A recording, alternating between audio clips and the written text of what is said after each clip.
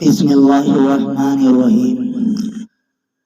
کہا جاتا ہے کہ اللہ نے شروع سے ہی طے کر لیا تھا کہ آدم کی فرما بردار اولاد بہشت میں اور نافرمان اولاد دوزخ میں جائیں گے۔ اگر سب کو جنت میں ہی رکھنا ہوتا تو دوزخ کیسے بھری جاتا ہے، اور اعمال کا حساب کتاب ہی کیوں ہوتا؟ گیہوں کا پودا بھی آزمائش کے لیے رکھا گیا تھا، جو ان کو بہشت سے نکالے جانے کا سبب بنا۔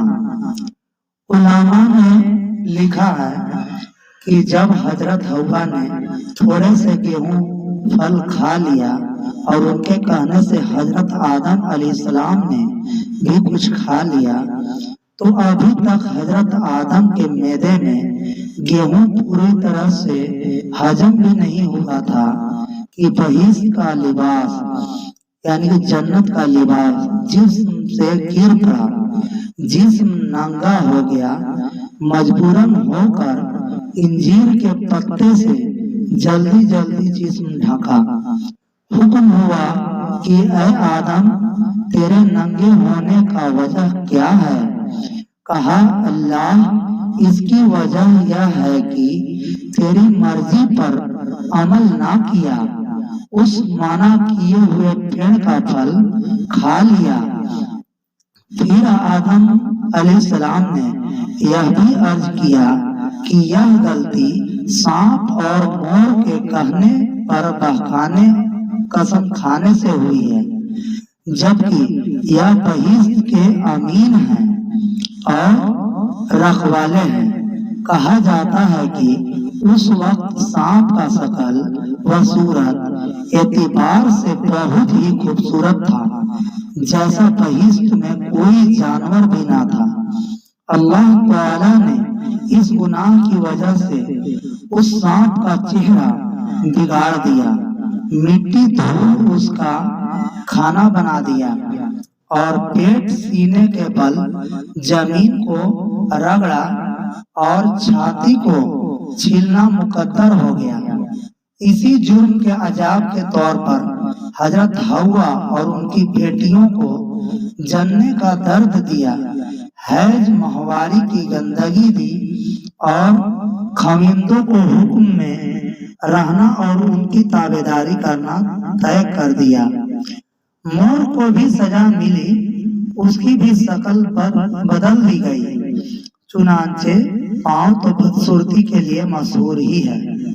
پھر حکم ہوا کہ سب کے سب بہشت سے یعنی جنت سے نکالو اور زمین پر اتارو، اور آپس میں ایک دوسرے کا دشمن بنے رہو۔ اس طرح آدم، حوا، شیطان اور سانپ اور مور سبھی جنت سے زمین پر ذلت اور رسوائی کے ساتھ پہنچے، اور سزا کے طور پر سب کے سب الگ رکھے گئے۔ روایت میں ہے کہ حضرت آدم سرندیپ میں، حضرت حوا جدہ میں، شیطان سستان میں، سانپ فہان میں اور مور کابل میں اتارا گیا۔ اسی طرح ابلیس اور آدم کی اولاد میں ہمیشہ کے لیے دشمنی پیدا ہو گئی اور قیامت تک رہے گی۔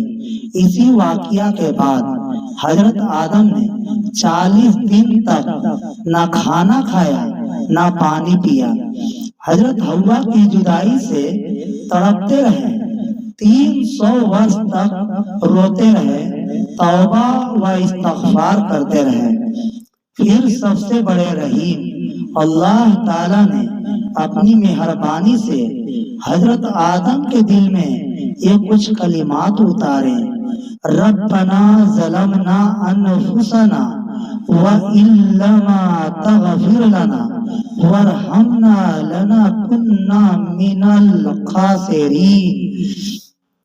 لا الہ الا انت سبحانک وبحمدک عملت سوءنا وظلمت نفسی فاغفر لی، اے ہمارے رب ہم نے اپنے آپ پر ظلم کیا ہے، اور اگر تو نے بخشا نہیں اور رحم نہ کیا تو ہم ضرور ہی گھاٹا اٹھانے والوں میں ہو جائیں گے۔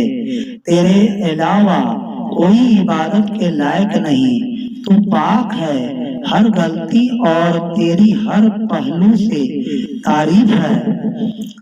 میں نے ایک خطا کی اور میں نے اپنے آپ پر ظلم کیا، تو تو نے مجھے معاف کر دے، تو تو مجھے معاف کر دے۔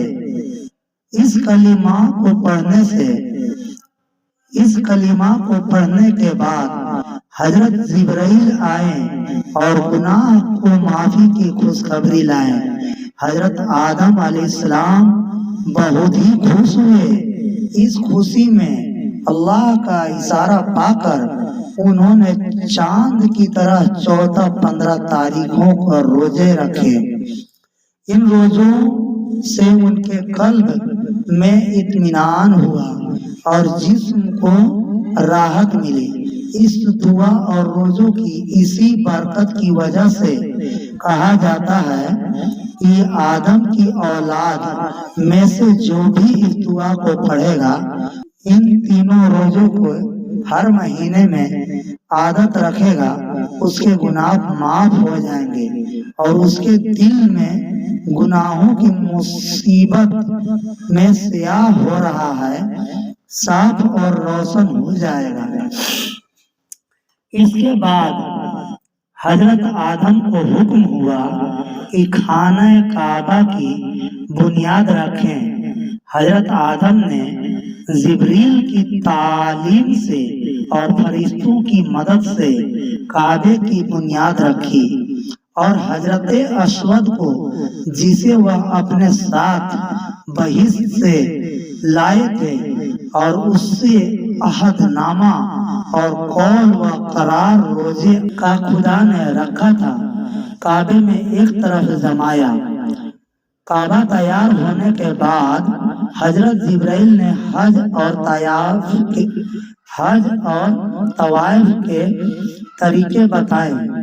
حضرت آدم ان سب سے چھٹی پا کر حضرت جبرائیل کے کہنے سے عرفات پہاڑ پر چڑھے۔ حضرت حوا بھی حضرت آدم کے لیے پریشان گھومتی پھرتی وہ افراد پہنچ ہی گئی تھی۔ دھوپ اور گرمی سے ان کا رنگ بھی کالا بدل گیا تھا۔ دونوں ایک دوسرے کو پہچان نہ سکے۔ حضرت جبرائیل نے ایک دوسرے کو پہچانوایا، دونوں کا ملنا ہوا، پھر دونوں اللہ کی مرضی کے مطابق سراندیپ کو آئے۔ حضرت جبرائیل نے گیہوں، روٹی اور لکڑی پہنچائی، کھیتی کرنا سکھایا، 2 بیل بھیجے، اور دونوں محنت، مشقت اور سکون کے ساتھ روٹی کمانے لگے۔ اگر جو میرے ویڈیو پر نئے ہیں، میرے چینل پر اگر نئے ہیں تو پلیز سبسکرائب کر لیجئے اور بیل آئیکن گھنٹی کو دبا دیجئے، تاکہ میں جو بھی ویڈیو اپلوڈ کروں وہ آپ لوگ کو سب سے پہلے مل سکے۔ السلام علیکم۔